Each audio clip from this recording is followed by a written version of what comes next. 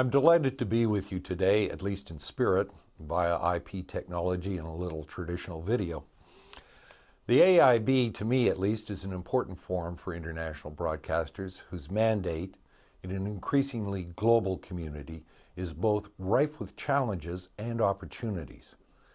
And I'm very honored to be invited to add some views which may stimulate and inform your discussions. As you hear my remarks, I will be in the middle of the North American Broadcasters Association's annual general meeting, where we focus our time discussing the current and future challenges our industry faces and how we can best prepare to deal with them. I was trying to think of how best to describe the current environment and state of our industry for broadcasters from Mexico, the United States, and Canada. And what comes to mind is actually Shakespeare's Macbeth. You'll recall the three witches entering the dark cave with a cauldron boiling away and ominous thunder resounding in the background. Well, that cauldron represents all the elements and torment of change. And as the witches chant, double, double, toil and trouble, fire burn and cauldron bubble, it reminds us of the angst and pain of finding the right resolution and the right way forward. It is not an easy time for our industry right now. These transformations that we are now enjoying include the next generation of television, IP production, ingest, and delivery, a changing workforce, and demanding business cases for all of the aforementioned.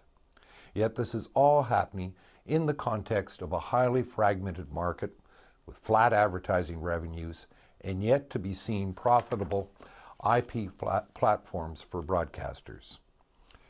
Most of the over-the-air broadcasters have morphed into media companies in the broadest sense of that term, where over-the-air delivery and cable and satellite retransmission is just one element of how these media companies reach their audiences. Comcast NBC Universal is a vertically and horizontally integrated company with massive cable and internet delivery, a huge production arm, and of course traditional over-the-air broadcasting. Bell Media in Canada is another example of a company owned by a telephone and mobile supplier with internet services, a direct-to-home satellite system, and an array of pay and specialty services, and of course Canada's largest privately owned television network, CTV. In Mexico, Televisa is yet another example of a vertically and horizontally integrated company with newspapers, magazines, cable, production, and of course the over-the-air networks, which enjoy more than 50% of the Mexican market. I could go on with other examples, but I think you get the point. Many successful broadcast companies have made substantial changes in their businesses over the last decade that speak to multi-platform and multi-discipline services.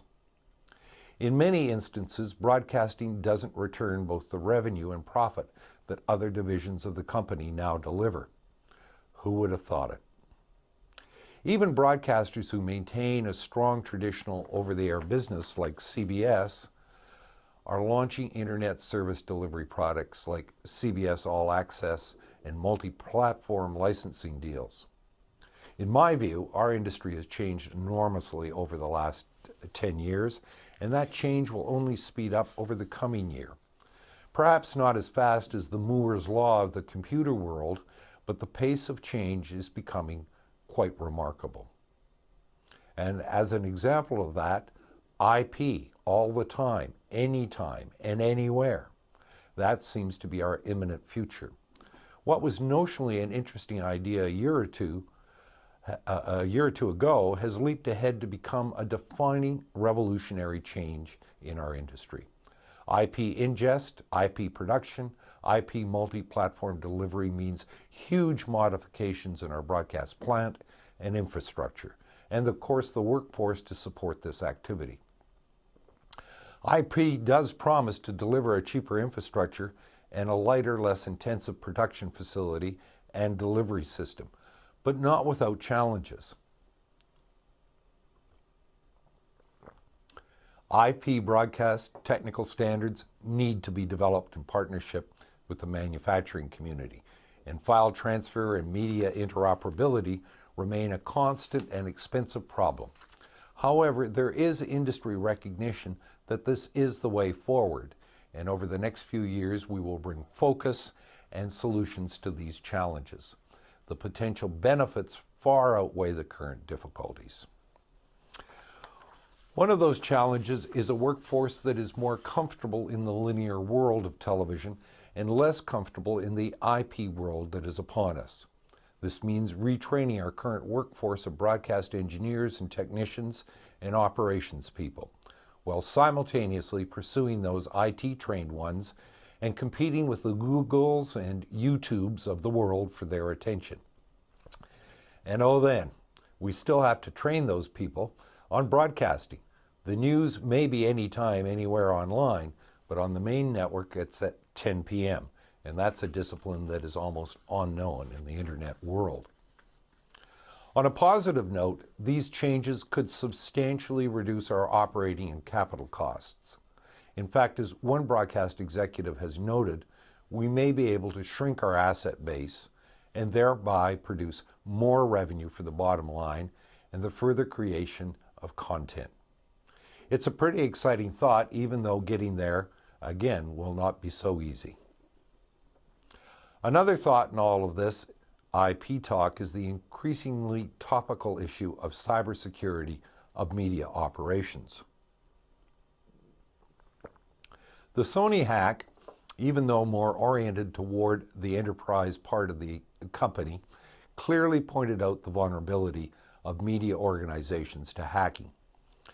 Imagine a hacker successfully getting into the distribution system of CBS or Fox, and the kind of havoc they could wreak on multiple feeds and distribution platforms. Some have said that IP is more vulnerable than linear broadcast plants, not only susceptible to hacking, but to failing in time of natural physical disasters like hurricanes, floods, fires, etc. This is something we are taking seriously and encourage you, our colleagues around the world, to do so as well. Finally, in the time remaining, I would like to talk about the next generation of television in the North American context. As soon as next-gen TV is mentioned, everyone immediately jumps to the notion of ultra-high definition. That's 4K or 8K. And certainly 4K could be an immediate benefit. But there are other considerations. These include IP, mobile, interactive, wider color gamut, high dynamic range, and higher frame rates, just to mention a few.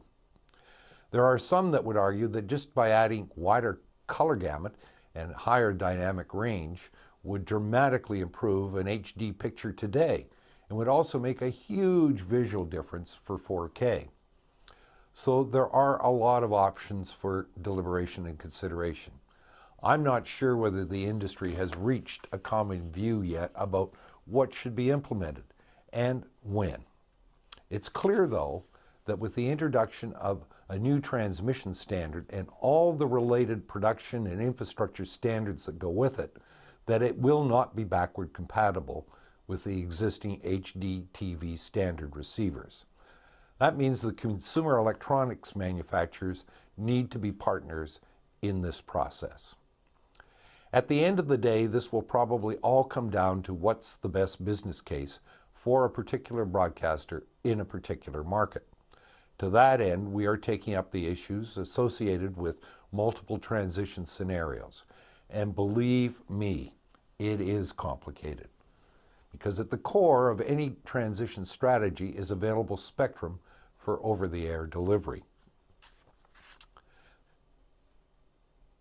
The available spectrum for that over-the-air delivery and transition and implementation of new standards has been made more complicated by the United States, Canadian, and Mexican administrations deciding that co-primary sharing of mobile services in the UHF broadcast band will take place.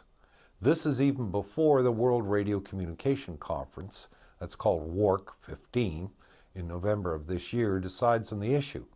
and by the way, where the global broadcast community is arguing for no change in the UHF broadcast bans. While Mexico may be a few years away from an operating impact, NABA's U.S. members face immediate challenges, including an incentive auction where the government hopes that broadcasters will give up their spectrum for compensation. U.S. members of NABA then face a repacking of what is left in an attempt to accommodate both broadcasters and mobile services.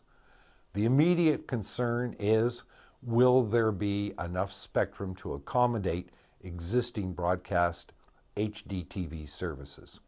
And then, will there be enough to accommodate the transition to the over-the-air delivery of ATSC 3.0, which is the next generation transmission standard? A similar proposal is developing in Canada for the sharing of the broadcast UHF band with mobile. On a personal note, I find it strange and frankly somewhat of an outrage that those North American administrations are proceeding with this approach without a carefully planned and negotiated resolution with the broadcast community about spectrum. Broadcasting has been a successful business for decades, and certainly the United States sells its content around the world, but that business model is based and rooted on a strong domestic market. Mexico is the largest producer of Spanish-speaking programs in the world, and even Canada has had some recent successes internationally. But they all depend on viable domestic markets to launch this creative content. It's understandable that the excitement attached to the mobile internet world would capture government attention, and the expectant revenue from spectrum auctions is not a bad thing either. But to deliberately hurt one business for another, whose voracious appetite for spectrum has been seriously questioned, just doesn't, at least to me, seem in the public interest. Now, the percentage of the home audiences using over-the-air delivery is in the single digits in Canada, and it's in the teens in the United States. And while some may say it's not worth the cost to maintain transmission infrastructure when cable, satellite, and the internet, including mobile LTE, can deliver to most of the audience with much cheaper infrastructure, the vast majority of North American broadcasters still think that transmitted over-the-air services are core to their delivery. With an anticipated spectrum crunch, the next generation of television, and continued market fragmentation, these discussions are likely to move from the business of broadcasting to the arena of public policy. That won't be dull, but it still creates another unknown for the industry's future. So I hope I've given you a sense of our broadcast environment today and the challenges we face in North America as we go forward. I would also argue that these challenges will soon be playing in your own local theaters. There are exciting opportunities and some significant challenges, and all of them are boiling away in that cauldron the witches from Shakespeare's Macbeth watch over. Double, double, toil and trouble, indeed. Perhaps we need to add a little more innovation, flexibility, and acceptance to the inevitable change to that boiling cauldron. And as the phrase that ends the scene from Macbeth goes, then the charm is fair and good. Thank you for listening. Have a great conference.